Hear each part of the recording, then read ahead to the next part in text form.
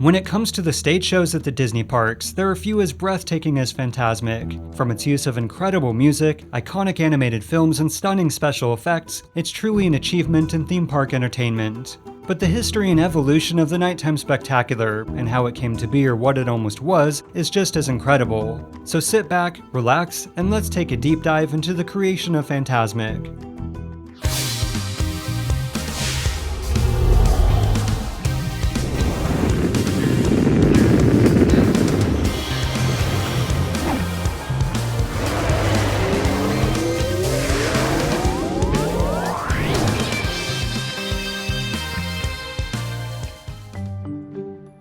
The story begins in 1984 with Laserphonic Fantasy, a cutting-edge special effects show at Epcot Center, which took place on the World Showcase Lagoon. This was technically the third iteration of the show, which first began as Le Carnaval des Lumières in 1982, then A New World Fantasy in 1983. However, despite all of them featuring music, water, and lighting effects, Laserphonic Fantasy was the first to use laser graphic animations on water droplet screens. I know it doesn't sound like much, but back then it was a huge deal and drew in massive crowds to see this technical wonder. So it should be no surprise that over at Disneyland, they too wanted a water show spectacular to rival their East Coast Disney park. However, unlike Epcot Center's half-a-mile-wide lagoon, the only body of water even capable of hosting a show was the much smaller rivers of America. The solution was simple: utilize Tom Sawyer Island as a sort of theater stage, which closed to visitors at nightfall anyway. However, it seems this is about as far as the idea went before it was put on the back burner, more than likely due to funding issues. Illumination, a nighttime orchestration of lasers, music, fireworks, and lights more dazzling than anything you've ever seen. Fast forward to the debut of Illuminations in 1988, which was even more impressive and extravagant than its predecessors. It also featured an orchestrated score by composer Bruce Healey, complete with a brand new musical theme. But more importantly to this story, the success of Illuminations reignited the idea for a Rivers of America show at the Anaheim Park. And as easy as it is to constantly shit over Michael Eisner, he was the one who gave the official go-ahead to begin developing their own nighttime spectacular. The first idea to gain traction was a show called River Haunt, and was to be a sort of Haunted Mansion meets Frontierland / Pirates of the Caribbean hybrid. Now bear with me, because I have most of the visuals, but no descriptions. It began with a man and his dog, let's call them Silas and Dan, stumbling upon Tom Sawyer Island, or whatever it would have been called. Suddenly, a swarm of bats engulf the platform and ghosts begin to materialize, scaring off poor Silas and Dan. It seems that the ghosts, again based on the images alone, decide to throw on a show for the audience. This begins with one or more musical numbers as the spirits dance the night away. Then there's the appearance of Madame Leota, and by far the most literal influence from the Haunted Mansion. It seems that she conjures up a ghost ship, which more than likely would have used the sailing ship Columbia. Then an epic battle takes place between the pirate ghosts and the Haunted Mansion ghosts. Again, I'm making a lot of assumptions here. Tom Sawyer Island then transforms into a dungeon as Silas discovers a bunch of skeletons, but sadly Dan is nowhere to be found. The ghosts materialize once again, and what I can only assume is another elaborate musical number. Silas and the ghosts go through a bunch of shenanigans, with some haunted suits of armor joining in on the chaos. Silas then tries to hide under one of the blankets, but is discovered by a headless suit of armor. He's then forced into a coffin, which is lifted up into the air. Again, context would be really nice here. The coffin then proceeds to explode, but don't worry because it seems this was all part of a magic trick, or something, and Silas ends up running away. The finale of the show, or at least of what I have, seems to have been based around Frankenstein, Igor, and his monster. Frankenstein's monster accidentally knocks over some lab equipment and causes a massive fire to consume the stage. Then, honestly, I have no idea what is happening in these next images, but it seems the show ends with Dr. Frankenstein making all the ghosts disappear. I think. I have one question, Dr. Frankenstein. That's Frankenstein. It doesn't seem like this version of the River Show went much farther beyond the initial concept, but the next version would properly set the stage for the show that did become a reality, Fantasia Live. Evidently, Fantasia Live was to be just like the name implies, a live performance of Fantasia. This would have featured a floating stage with a live orchestra, with 3 massive movie screens to play clips of the Walt Disney classic. True, it doesn't seem all that impressive, and it might have become a reality if it hadn't been for a brand new innovation from France of all places. You see, up until then, laser projections were commonly used in water shows, such as those in Illuminations, but abstract shapes was about as far as it went. However, in 1989, a man by the name of Yves Pepin invented a new kind of projection effect altogether. Without getting too much into the technicalities, basically it was a way to project film clips onto water mist in the same way they're projected onto a screen. Coincidentally, that same year, a Disney show director and a research team were working on a Sleeping Beauty castle show. More specifically, it was intended for the park's 35th anniversary, and while the show itself never became a reality, the idea was to combine lasers and mist screens with live performers. So in a true case of serendipity, a demo of the new water projection technology just so happened to be sent to Disney, and between the abandoned castle show and Fantasia Live, imagination was born. Mickey Mouse's fantastic power of imagination is the premise for the biggest spectacular Disneyland has ever staged. The wonders of Mickey's fantastic imagination will amaze you. You have never seen anything like imagination. For imagination, the idea of using Fantasia as a source of inspiration remained intact, but would also combine other Disney classics. There would also be appearances from Disney's most recent animations, as this was right in the middle of the Renaissance era, and many of the characters were already household names. Music, of course, was to be a major factor in tying these scenes together, so the composer of Illuminations, Bruce Healey, was brought into the project. The iconic Disney villains would also play a major part in the second half of the show. This included Ursula in the form of a massive articulated figure. There would also be projections from the Fantasia sequence A Night on Bald Mountain. Evidently, this was initially going to feature live actors as glow-in-the-dark skeletons, but it seems this concept was eventually abandoned. The most prominent villain, however, was to be Maleficent, who would transform into a gigantic dragon as part of the show's climax. As initially envisioned, the dragon was a fully fleshed-out animated figure with flapping wings and moving body parts, a true representation of the infamous creature from Sleeping Beauty. Unfortunately, due to logistical problems, the full-body dragon was eventually reduced to, well, basically just a mechanical head on a cherry picker. Very soon, Disneyland will be opening a new attraction. It's a sensational mixture of music, magic, and special effects that will take you on a trip beyond your imagination. How about us meet Braveview? Well, it's still under construction.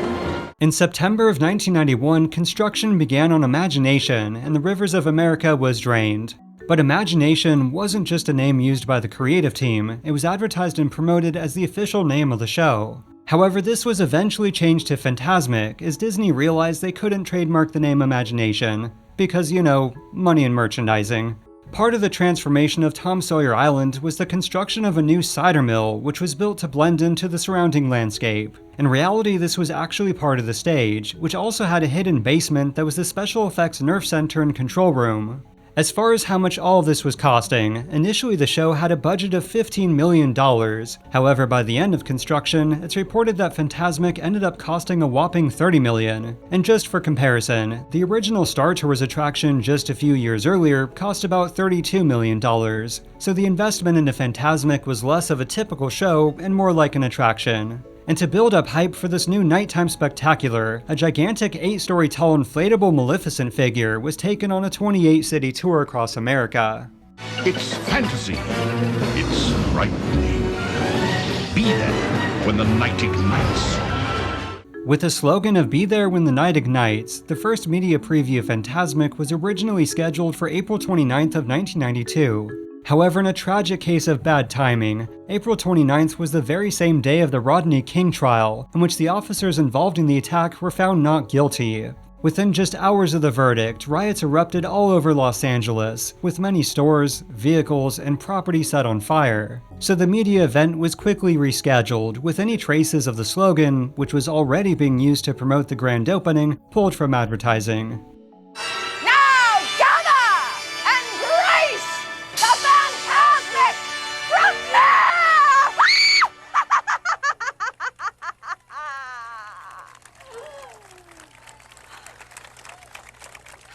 Fantasmic officially opened on May 15th of 1992 and was an immediate success, drawing in record crowds and giving the park a significant boost in ticket sales. The original idea was to keep Fantasmic as is for 5 years, and then consider revamping the show with a new narrative and visuals. However, even 5 years in, crowds showed no signs of wavering, with each show consistently reaching maximum occupancy. Oh, and just as a quick fun fact, the gigantic inflatable Maleficent figure was kept around for a few years, such as advertising Mickey's Halloween party in the parking lot of Disneyland. It's Disneyland's incredible new show, with music, fireworks, special effects. This is Fantasmic! Fantasmic was by far the most ambitious theme park show ever created, so it makes sense that it saw more than its fair share of problems. For instance, the breathtaking moment when the dragon breathes fire was a big part of Fantasmic's promotion, but despite the sound effect being part of the soundtrack, the effect itself was fairly hit or miss in the early years of the show. Another reoccurring issue was with another icon of Fantasmic, the massive Ursula float. The problem was that she was a major pain in the tentacle to maintain, with frequent reports of her inflatable figure popping or tearing. Now, despite those who have said she was retired 2 years after the show began, based on my own personal research, while often hit or miss, she was still part of the show at least until December of 1997. That seems to be the final year she ever appeared, and was allegedly left to rot away in storage for over a decade. Life's full of tough choices, isn't it? Another almost abandoned part of the show were the Pinocchio marionettes. Evidently, these were also a major pain in the nose to operate, as they were essentially giant metallic puppets attached to boom risers. But the real problem was the hassle of retracting the giant but fragile figures after their performance, as within a matter of minutes, they had to be carefully lowered into the pit below the stage. But then there was the evening in which one of the suspension cables snapped, sending the massive figures crashing into the giant hole below. For almost a whole year, they disappeared from the show, with a rather lackluster replacement as the music played overhead. However, unlike Ursula, they did finally reappear, but with a slightly different rigging system to avoid a future incident. Now, before we dive into even more changes to the Disneyland version, it's time we move on over to Disney's MGM Studios in 1997, with the construction of the Hollywood Hills Amphitheater. Magnificent battle between good and evil is coming to the Disney MGM Studios. It's Fantasmic, the new nighttime spectacular starting this fall.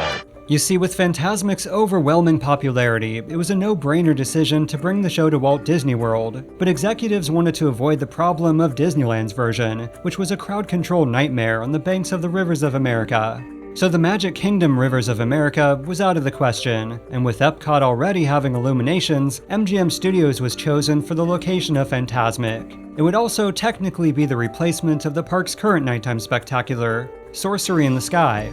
The amphitheater was built to hold around 10,000 visitors, and the stage itself was built to resemble a mountain range. The show would also feature additional heroes, villains, and scenes from the Disney animations released since the original Fantasmic. There was also going to be a major change to the grand finale. You see, promotional material for the original Fantasmic often showcased Mickey as Sorcerer Mickey, defeating Maleficent with his powers and standing on a rocky platform surrounded by water. Now, whether this was the original plan for the finale or just for promotional purposes, I'm not entirely sure. But either way, the Disney World version of Fantasmic was to bring to life this vision for the show's ending. Mickey would appear to walk on water while making his way to the middle of the lake, in a segment literally called Mickey Walks on Water, and destroy the dragon. However, allegedly the effect was proving to be a major hassle and was abandoned during the rehearsal stage. There's also a rumor that Michael Eisner was afraid of people comparing Mickey to Jesus. And just to squash the countless false information I've come across, this was never officially part of the show, as it was even absent from early cast member previews. It's also why there's such a long segment where Mickey awkwardly stomps around during such an epic musical swell, because this is where he would have been walking on water. After taking his good old sweet time, he does finally make it to the Sword in the Stone, and this is where he would have used his magical powers to destroy Maleficent. As far as the rest of the show, while the beginning and end were more or less the same to the Disneyland version, the rest was almost entirely different. On the plus side, using Jafar as an alternate version of Kaa was a nice change from the original. However, replacing the iconic Peter Pan segment with a lengthy Pocahontas set piece was arguably its weakest deviation. But now it's time to jump back on over to Disneyland's version in 2009, because while Fantasmic had seen quite a few technical upgrades over the years, the biggest change was about to come in its almost 20-year history.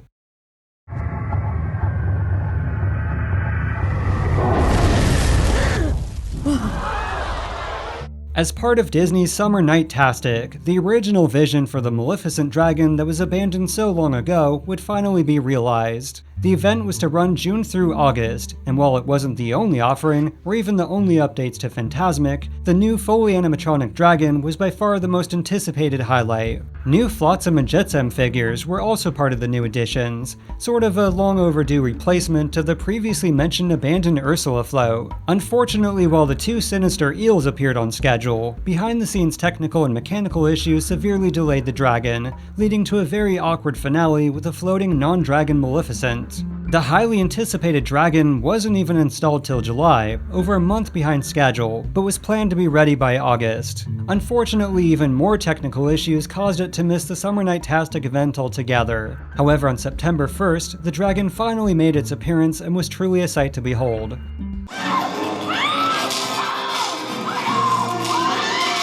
As far as the fate of the original dragon head, it was shipped to the Ronald Reagan Library in 2009 for a Disney theme park display, which I actually had the pleasure of seeing for myself. However, it seems both the dragon and Ursula eels had some sort of Disney curse, because both saw major problems. The most notable was the infamous dragon, who just 3 days shy of its first-year anniversary broke down mid-performance. So the dragon was taken out of commission and had to revert to its awkward ending with a floating Maleficent, but thankfully the dragon did finally return a few months later. As far as Flotsam and Jetsam, they were also incredibly problematic. Oftentimes they were a complete no-show due to technical issues, or when they did appear, would occasionally run into equipment or sometimes even each other. So the jet ski-powered Disney figures were given a complete redesign and returned to the show a few months later. But then one of the eels capsized mid-performance, and Disney ultimately decided to abandon them altogether.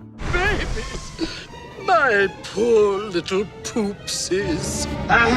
2011 saw yet another incarnation of Fantasmic, but this time over at Tokyo DisneySea. To say the show saw drastic alterations from the original is an understatement, and there's honestly no point in going through all the changes since it was basically a completely different show entirely. However, speaking of the original, in 2016 the Rivers of America was drained once again in preparation for Star Wars Galaxy's Edge. When Fantasmic made its return in July of 2017, much like Tokyo, it was almost a completely different show. Sure, the basic structure of the narrative was still familiar, but from the use of projection mapping, new show scenes, and even a new musical score, very little went unchanged. Heck, they even replaced Snow White and the Prince with Rapunzel and Flynn Rider, as Beauty and the Beast and the Little Mermaid are far more marketable. Some of what was now abandoned was at least given a tribute, such as the Pinocchio marionettes. But don't worry, Disney is keeping them safe and sound in their archives. For now.